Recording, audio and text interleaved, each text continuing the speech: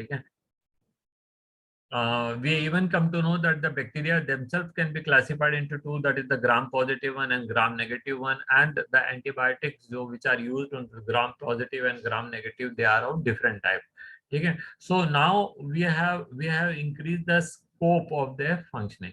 Initially क्या, any disease, any person who is coming, you give only one antibiotic, that is penicillin, which is not आज penicillin के साथ में एक बहुत बड़ी problem थी कि it used to give allergic response to number of people. ज्यादातर एंटीबायोटिक्स के साथ में होता है, चाहे वो उसके बाद वाले कितने भी हमने एंटीबायोटिक बनाए, टेरामाइसिन, टेट्रासाइक्लिन, स्ट्रेप्टोमाइसिन, जितने भी थे, एमॉक्सिलिन एंड जितने भी थे, उनमें सब में एक ये एलर्जी की रेस्पॉन्स मतलब वो रहता है. तो उससे क्या होता था, कई सारे लोग बीमारी से नहीं मरते थे बल्कि एंटीबायोटिक से मर जाते थे.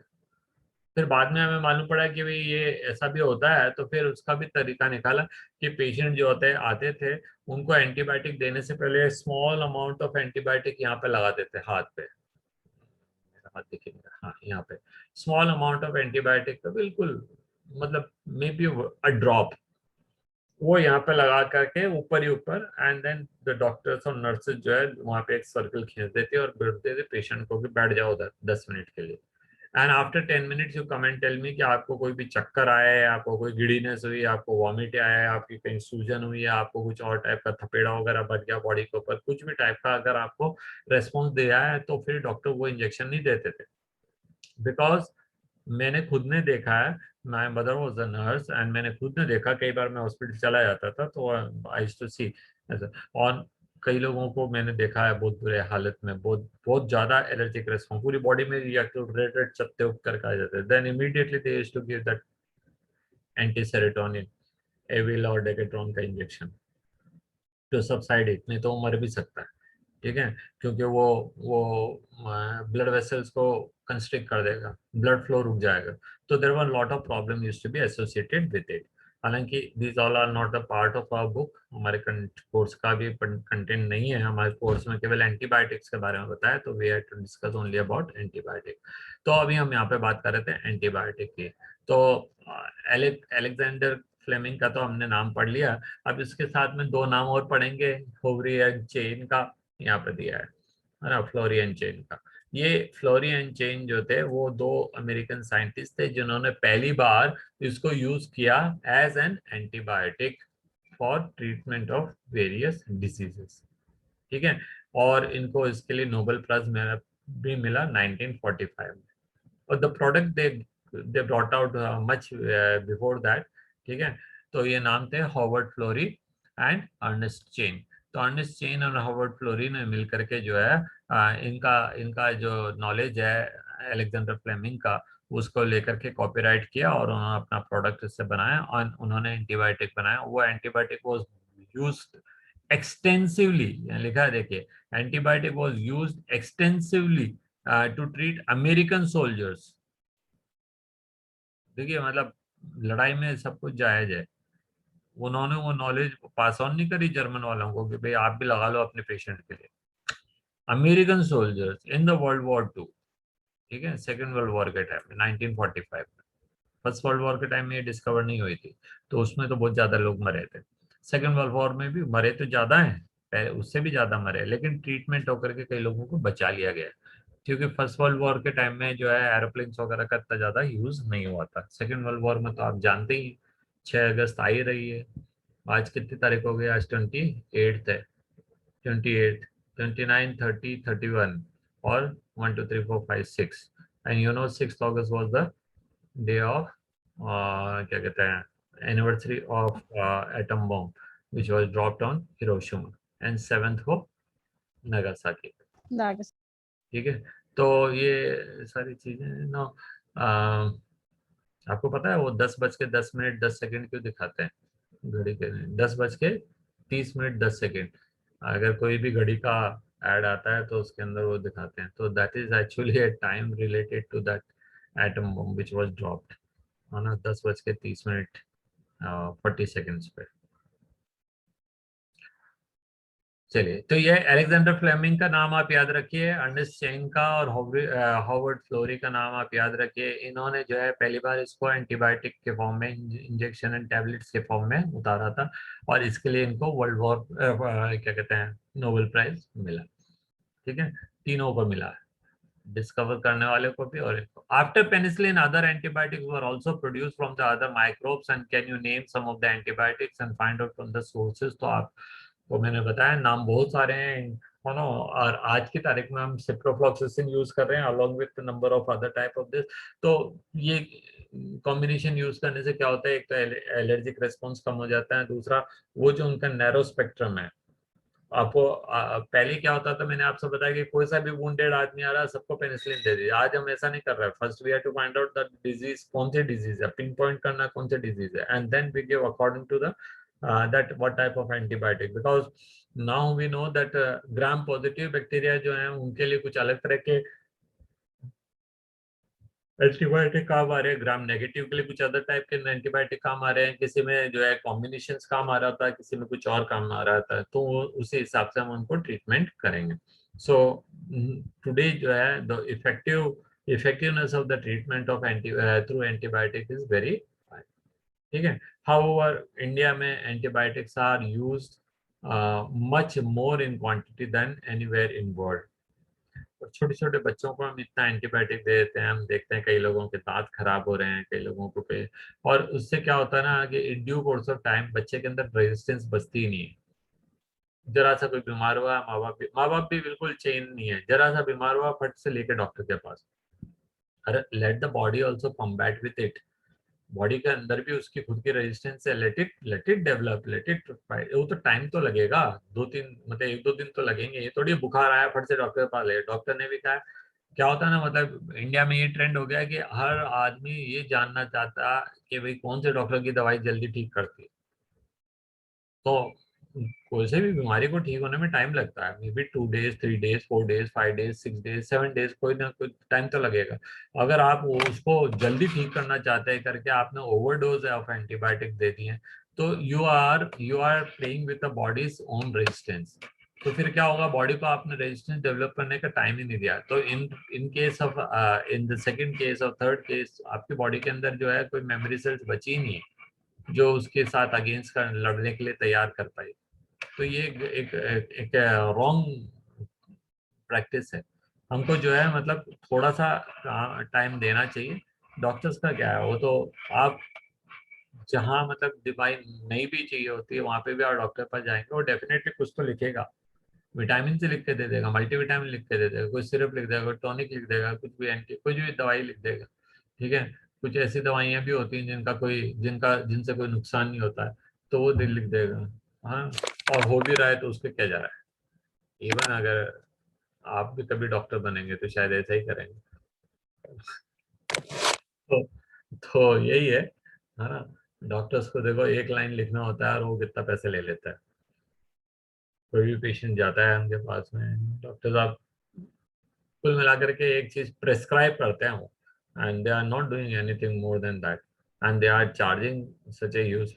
हम जैसे टीचर जो है वो पूरे पूरे 1 घंटे पढ़ाते हैं, बहुत सारी चीजें पढ़ाते हैं, उनकी सारी प्रॉब्लम सॉल्व कर लेते हैं, उसके अलावा भी बहुत सारी चीजें बताते हैं आउटसाइड की कंटेंट, चैप्टर से रिलेटेड एंड चैप्टर से नॉट रिलेटेड, एंड उसके बाद भी उसको एक दिन का हिस्से में क्या मिलता होगा, शायद 20 रुपए 30 रुपए, तो इससे ज्यादा कुछ नहीं मिल रहा है। तो दैट इज द डिफरेंस। चलिए हटाइए, हम इन सारी बातों की क्यों बात कर रहे हैं, आगे आते हैं। देखिए, antibiotics are generally greatly improved our capacity to treat deadly diseases such as plague, whooping cough, है ना, डिप्थीरिया, डिप्थीरिया को गलगोटू कहते हैं, वूपिंग कफ को काली खांसी कहते हैं, लेप्रेसी जिसको कुष्ठ रोग कहते हैं। ठीक है, कुष्ठ रोग तो ऑलमोस्ट ऑलमोस्ट खत्म ही कर दिया है ना। We hardly we are seeing, only few places are there where leprosy is still existing. ठीक है, and you know that how much work is done by Mother Teresa for treatment of leprosy. तो ये है, leprosy खत्म हो गया, गलगोटू diphtheria is almost over, whooping cough is not to be heard, plague is not to be heard. तो इन इन antibiotics का बहुत अच्छा रोल इन बीमारियों को ठीक करने में रहा, which use to kill millions over globe. Today we cannot imagine a world without antibiotics. पक्की बात है, बिना एंटीबायोटिक का दुनिया के बारे में हम कभी सोच भी नहीं सकते आज के हिसाब से। चलिए बात करते हैं केमिकल और enzyme that are bioactive molecules. ये थोड़ा लंबा टॉपिक है, will not be able to finish it, पर ये पैराग्राफ यहाँ तक तो कर ही लेते हैं। ठीक है, ये जो है ज्यादा ज्यादा कॉम्प्लिकेटेड नहीं है, इसके बाद वाले थोड़े ज्यादा इंपॉर्टेंट है। तो microbes that are used for the commercial and industrial production for certain chemicals like organic acid, alcohol and enzyme, उनको हम यहाँ पे डिस्कस कर रहे हैं। ठीक है, अब अल्कोहल तो हम बात कर चुके हैं, बार 2 बार पढ़ लिया हमने अल्कोहल को, चाहे हाउस होल्ड में पढ़ लिया चाहे हमने इंडस्ट्रियल प्रोडक्शन में पढ़ लिया। बाकियों की बात करें, देखिए एग्जांपल ऑफ एसिड्स। अब there are number of organic acid which we are using in our day to day life. ठीक है, उसमें वो लैक्टिक एसिड हो सकता है, उसमें वो क्या कहते हैं स्पार्टिक एसिड हो सकता है ना, और सिट्रिक एसिड है, या यहाँ पे इनके नाम दिया। देखिए aspergillus niger is a fungus, इससे क्या है हम सिट्रिक एसिड ऑब्टेन करते हैं, that same citric acid which is used as a vitamin C. बहुत चली धड़ल्ले से कोरोना काल में विटामिन सी। ठीक है, vitamin C is nothing but it is citric acid, and citric acid हम लेबोरेटरी में किससे प्रिपेयर करते हैं, एस्परजिलस नाइजर से। ठीक है, एसिडोबैक्टर एसिटी, ये एसिटिक एसिड बनाने के काम आता है। Acetic acid is a part of vinegar, 5% aquatic solution, 5 to 8% aquatic solution of citric acid is known as vinegar. जो विनेगर दो तरीके से बनते हैं, अगर आप कॉटेज विनेगर की बात करते हैं या जो विनेगर आपको घर में बनते हुए मिलेगा, तो वो अल्कोहल के ओवर ऑक्सीडेशन से बनाते हैं। when the alcohol oxidizes it changes into acid, organic acid। ठीक है, और ये वाला जो है, जो ये वाले तरीके से बनाएंगे किससे, एसिडोबैक्टर एसिडोबैक्टर एसिटी से अगर बनाएंगे तो इसको हम कहते हैं सिंथेटिक विनेगर। बाजार में सिंथेटिक विनेगर मिलता है कलरलेस ट्रांसपेरेंट। ठीक है, that is produced by this and then that is distillated. तीसरा है क्लोस्ट्रीडियम बोtulinum, ये एक बैक्टीरिया है और ये क्या बनाने काम आएगा, ब्यूटेरिक एसिड जो बटर में भी मिलता है।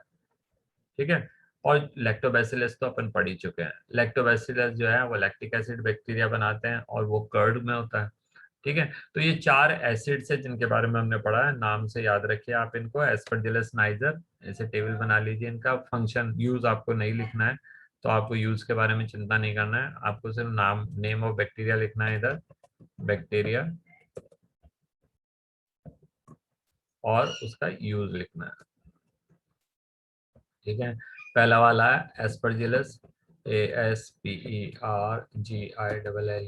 एस्परजिलस नाइजर, नाइजर कहते हैं ब्लैक को। ठीक है, और इससे क्या मिल रहा है अपन को, इससे हमको मिल रहा है सिट्रिक एसिड। दूसरा है एसिडोबैक्टर, एसिडोबैक्टर एसिटी।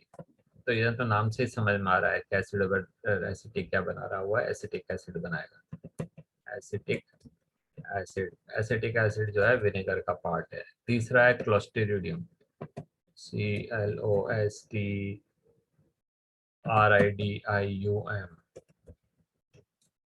बोटिलिकम, और ये क्या बनाएगा, ये ब्यूटेरिक एसिड बनाएगा। ब्यूटेरिक एसिड ऑल जो है, मतलब अगर आर्टिफिशियल बना करके हम सोप वगैरह में भी इसको यूज करते हैं। ठीक है, तो एप्लीकेशंस कैन बी मैनी, और कई तरह के एस्टर्स बनाने के काम आते हैं, पता है आपको एस्टर्स। अभी तो आपका मेरा स्पीकर ऑन है, अब अगर आप बोल सकते हैं तो बताइए एस्टर्स का क्या रोल है हमारी लाइफ में। लैक्टोबैसिलस, हाँ बताइए, एस्टर्स का नाम सुना है ना आपने।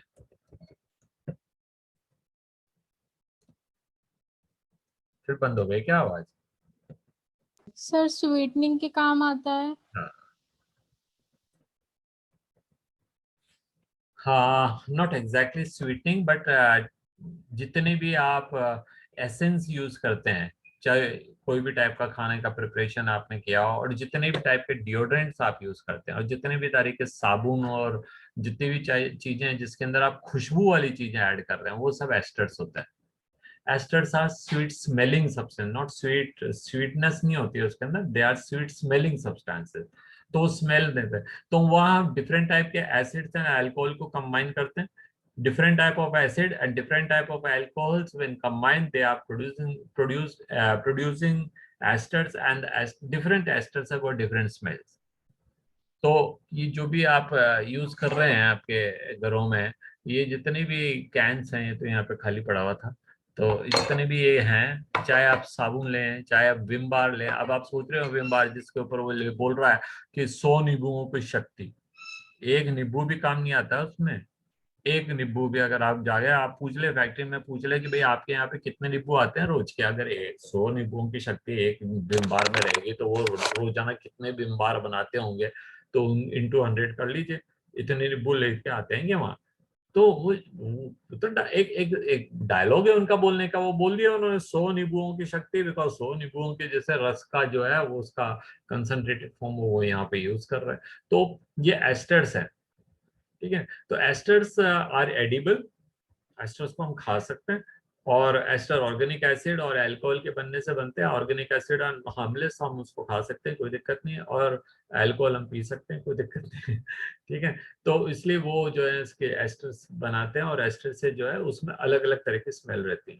तो साइंटिस्ट लोगों ने स्टडी करा कि भाई गुलाब का एस्टर है, मतलब खुशबू है, उसमें कौन सा टाइप का एस्टर मिल रहा है उसके रस के अंदर, और चमेली में क्या मिल रहा है, और इसमें क्या मिल रहा है, और उसमें क्या मिल रहा है, लाइम में क्या मिल रहा है, और so they have studied the different type of natural smell causing substances, and they have compared their esters कौन सा है, और उनको artificially बनाते हैं। तो artificially ester बनाने के लिए आपको organic acids की जरूरत पड़ेगी, that are mainly obtained by this method, ठीक है। तो these are one of the use, there are hundreds of use हर तरह के substance की, ठीक है। तो ये हो गया। तो that's all for today, tomorrow there won't be any class, तो हम परसों पढ़ेंगे इसके आगे। और आप प्लीज इनकी टेबुलर फॉर्म इनको बना लीजिए, so that it will be easy for you to learn, है ना, और अच्छा रहेगा, नंबर अच्छे आएंगे, स्टडी अच्छे से कर पाओगे, फाइनली याद करने में आसानी रहेगी। सो इतना काम तो आप कीजिए ना। Good day children, enjoy your day. Thank you, sir. Thank you, sir. Thank you. Welcome.